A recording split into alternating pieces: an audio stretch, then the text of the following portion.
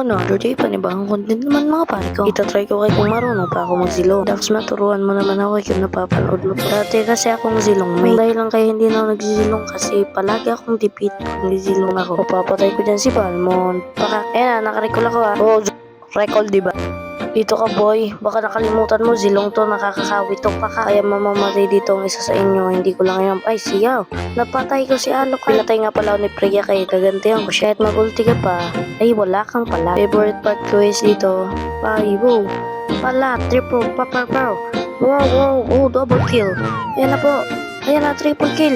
Triple kill, paka. Saan ka pupunta? Alam ko na kay kung saan ka pupunta. Sa base. Pasalamat ka nakatakas ka boy. Mukhang hindi magtatagal ang iyong kaligayahan sapagkat ikaw makauwi sa base. Serious na ako sa pag-dep. I-dep yung na-dep na nga namin dito. Kaya papatayin ko tong si Balmond na to. Wara pa ka. Ano dyan? Okay lang kahit dipit. Ganyan talaga yung buhay. Minsan may talo. Minsan may panalo. Kaya kahit tipit ay enjoyin mo lang yung buhay mo. Dahil meron namang magbabago sa second game.